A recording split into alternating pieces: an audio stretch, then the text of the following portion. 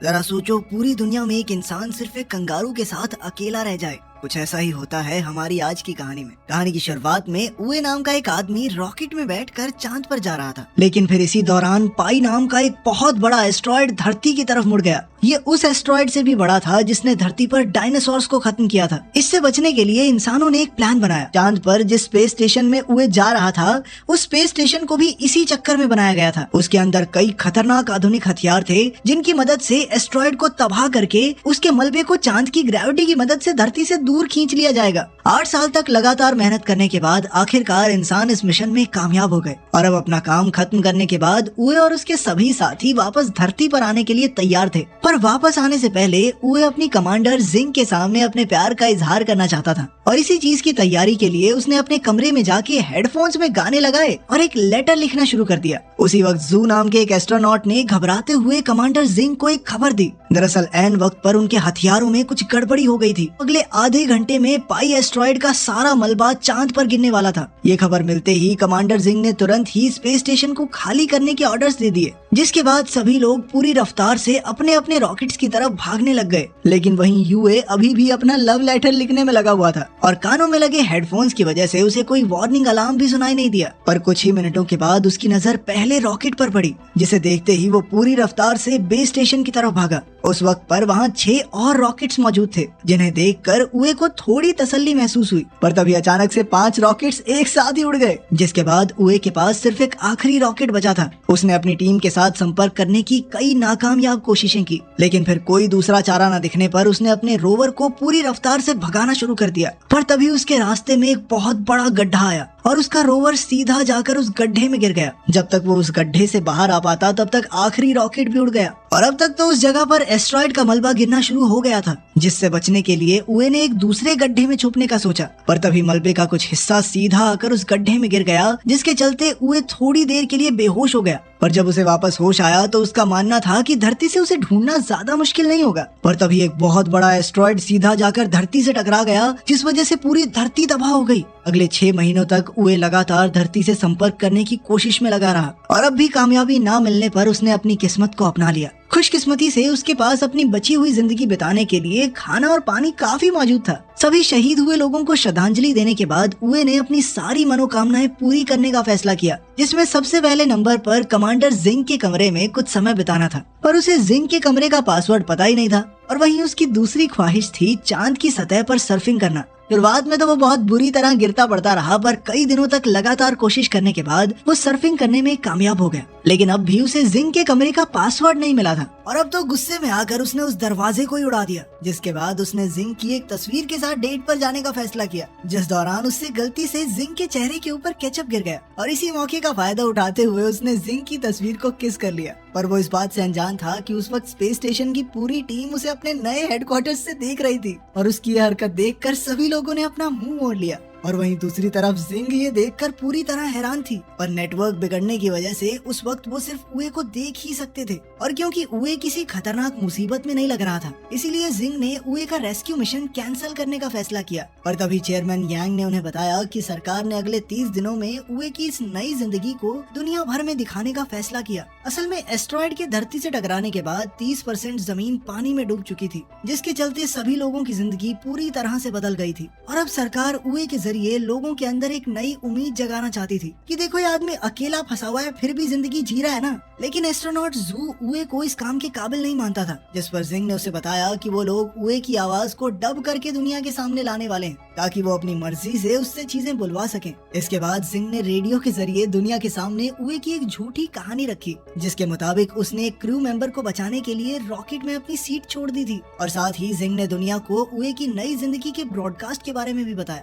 उधर 196 दिन बीत जाने के बाद उए एक दिन अपनी एक दवाई लेने के लिए वेयर हाउस में गया और वहीं हेडक्वार्टर्स में उए की आवाज को डब करने के लिए फ्लूटिस्ट नाम के एक वॉइस ओवर आर्टिस्ट को बुलाया गया, पर उसे कोई भी स्क्रिप्ट नहीं दी गई। और इस बार जब उए वेयर हाउस में पहुंचा तो उसकी नजर एक नई और अनजान चीज पर पड़ी, जिसे शुरुआत में उए ने एक लड़की समझा और उससे बातें करना शुरू कर दिया। पर जैसे ही वो उसके पास पहुंचा तो उसने देखा कि वो एक हट्टा कट्टा कंगारू था। और उसी समय पर जब लाइव स्ट्रीमिंग चालू की गई तो कैमरा सीधा उस कंगारू के चेहरे पर चला गया और इधर सभी चीजों से अनजान फ्लूटिस्ट ने भी कंगारू के होठों के हिसाब से डबिंग करना शुरू कर दिया। जिंग ने फ्लूटिस्ट को रोकने की कोशिश की पर तब तक बहुत ज्यादा देर हो चुकी थी और कई लोगों ने इस चीज को देख लिया था और अपनी इसी गलती के चलते जिंग और जू को चेयरमैन के सामने पेश होना पड़ा, जहां उन्होंने बताया कि उनकी रिसर्च टीम कॉन्ग नाम के कंगारू को बेस स्टेशन पर ही छोड़ आई है। और वहीं दूसरी तरफ फ्लूटिस्ट कोई असली वॉइस ओवर आर्टिस्ट नहीं बल्कि सोशल मीडिया पर अलग अलग चीजों का वॉइस ओवर करने वाला एक इन्फ्लुएंसर था। और अपनी इस गलती के बाद जिंग ने फैसला किया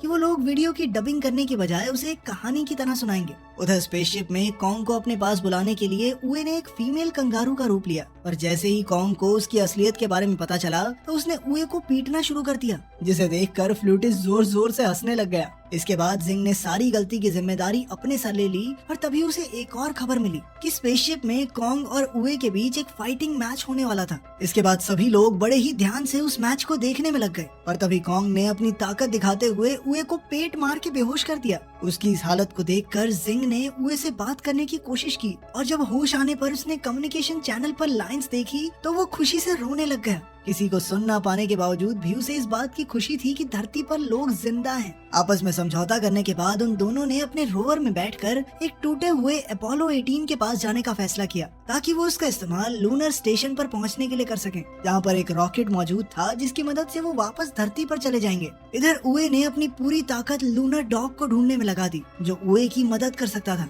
इसके बाद उए ने अपना पूरा ध्यान स्पेसक्राफ्ट को फिर से बनाने में लगा दिया, जिसे देखकर सभी लोग काफी हैरान थे। और जब जिंग ने उसकी फाइल चेक की तो उसे पता चला कि असल में वो एक फ्लाइट डायनामिक्स इंजीनियर था जो कि फिलहाल मेंटेनेंस डिपार्टमेंट में काम कर रहा था। अपने 282वें दिन उए ने बताया कि उनके टूटे हुए इंजन की वजह से उनके रोवर की एक वेट लिमिट थी जिसके चलते उसे कॉन्ग को वहीं छोड़कर आगे बढ़ना पड़ेगा। पर फिर भी कॉन्ग उसे जबरदस्ती वापस अपने बेस पर ले आया और तभी उए को याद आया कि वो यहाँ मौजूद एक हथियार को प्रोटोटाइप इंजन की तरह इस्तेमाल कर सकते हैं, लेकिन इसमें काफी ज्यादा खतरा था। पर इसके बावजूद भी कॉन्ग उसका साथ देने के लिए तैयार था। उसकी ये बात सुनकर एस्ट्रोनॉट जू ने पूरी टीम को बताया कि ये काम हो जरूर सकता है पर सूरज ढलने से पहले उसे बेस पर लाना काफी ज्यादा मुश्किल था क्योंकि प्रोटोटाइप इंजन सोलर पावर से काम करता था और चांद का एक दिन धरती के 14 दिनों के बराबर होने के बावजूद भी अगर उए उसे लगातार ड्राइव करता रहा तो भी वो वहाँ तक नहीं पहुँच पाएगा। सबका मानना था कि ये काम नहीं हो सकता पर सूरज ढलते ही उए ने उल्टी तरफ ड्राइव करना शुरू कर दिया। दरअसल वो सूरज की रोशनी से बाहर इसलिए नहीं जा सकता था क्योंकि चांद पर सूरज हटते इतनी ज्यादा ठंड हो जाती है कि वो मारा जाता।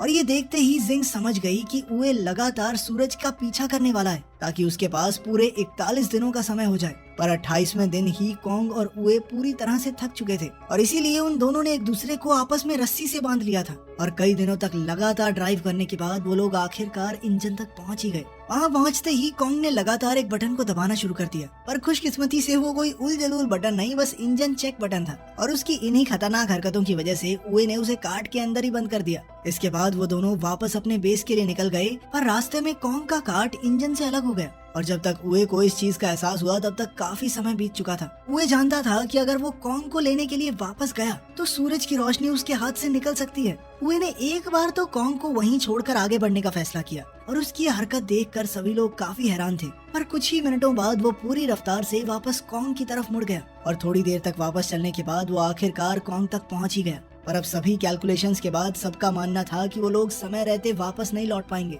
इसीलिए जिंग ने सभी लोगों को जल्द से जल्द लूनर डॉग को ढूंढने का आदेश दिया ताकि उसकी बैटरी की मदद से उए वापस अपने बेस तक पहुंच सके। इधर काफी समय से बिना सोए लगातार गाड़ी चलाने की वजह से उए और कॉन्ग दोनों ही काफी ज्यादा थक चुके थे पर तभी सूरज ढलने की वजह से अब उनके पास सिर्फ 5 घंटे की बैटरी बची थी। पर तभी लूनर डॉग अचानक से एक्टिवेट हो गया पर पावर सेविंग मोड में होने की वजह से वो उन दोनों को नहीं ढूंढ सकता था। उधर बेस से 55 किलोमीटर दूर बैटरी खत्म होने की वजह से कैबिन पूरी तरह से जम चुका था और मजबूरन उए और कॉन्ग को शिप से बाहर आना पड़ा। उधर एस्ट्रोनॉट जू ने लूनर डॉग का कंट्रोल अपने हाथ में लेकर उसे उए तक पहुंचाने का फैसला किया पर रास्ते में ही बैटरी खत्म होने की वजह से लूनर डॉग एक बहुत बड़े गड्ढे में गिर गया जिसे देखकर धरती पर सभी लोग बहुत निराश थे। उधर उए और कॉन्ग तारों को देखते हुए आपस में बातें कर ही रहे थे कि तभी उए एक बार फिर से जिंग की यादों में खो गया और तभी थोड़ी देर बाद जब उसे होश आया तो उसने देखा कि कॉन्ग एक कांच की रिफ्लेक्शन का पीछा करते हुए इधर उधर भाग रहा था। इससे उए को एक आइडिया आया और उसने कॉन्ग की पीठ पर एक स्लेज बांध दिया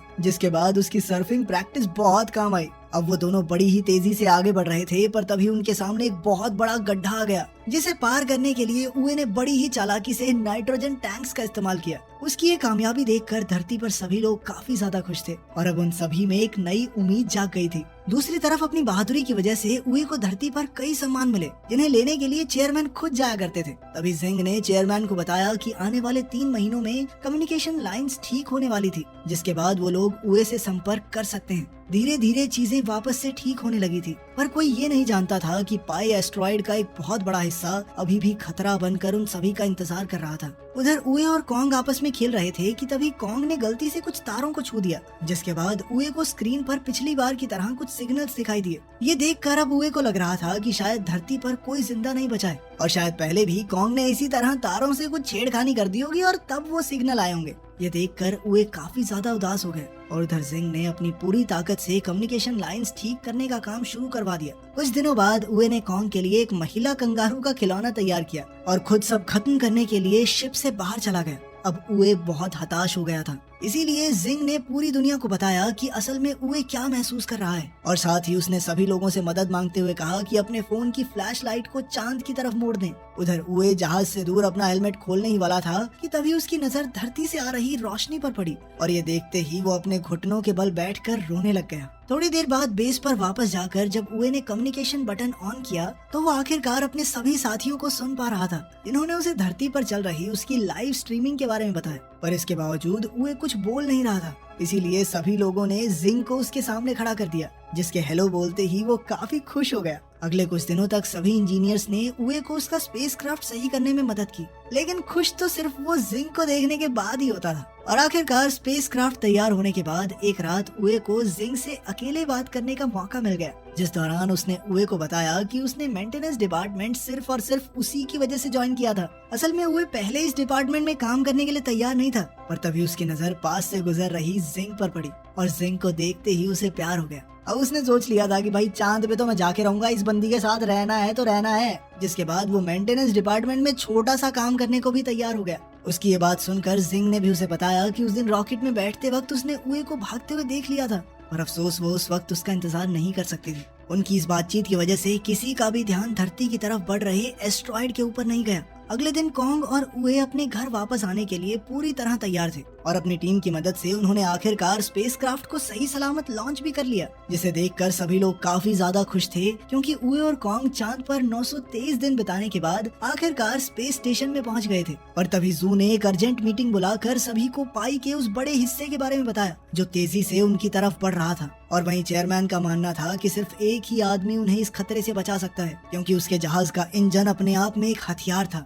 वो आदमी कोई और नहीं बल्कि उए ही था। ये सुनते ही जिंग ने कंट्रोल रूम में जाकर लाइव स्ट्रीमिंग को बंद कर दिया, जिसकी वजह से सभी लोग काफी हैरान थे। पर इससे पहले कि वो उए से बात करती, उसे पहले ही इस खतरे के बारे में पता चल गया था। असल में उसने हेडफोन्स के जरिए उनकी सारी बातें सुन ली थी और अब वो जानता था कि मिसाइल्स में इंजन्स ना होने की वजह से उसे खुद उन मिसाइल्स को एस्ट्रॉइड से टकराना पड़ेगा और मिसाइल के एक्टिवेट होने से पहले उसे अपने स्पेसक्राफ्ट में वापस भी आना होगा। इस मिशन में उसके जिंदा बचने के चांसेस बहुत ज्यादा कम थे, पर इसके बावजूद भी वो इस काम को करने के लिए तैयार हो गया, क्योंकि वो जानता था कि अब धरती को बचाने की जिम्मेदारी उसी के कंधों पर है। पर साथ ही उसने जिंग को कहा कि अगर वो मर गया तो अपने लिए किसी और को ढूंढ ले, क्योंकि वो उसे अकेले उदास जिंदगी बिताते हुए नहीं देखना चाहता। उए के हामी भरते ही धरती पर सभी लोगों को अंडरग्राउंड बंकर्स में जाने के आदेश दे दिए गए। इसके बाद उए ने सबसे पहले कॉन्ग को उसकी सीट से बांध दिया ताकि वो सही सलामत धरती पर पहुंच सके, लेकिन कॉन्ग अपने दोस्त के साथ ही रुकना चाहता था। दोनों के अलग होते ही उए का सामना कई सारे पत्थरों से हुआ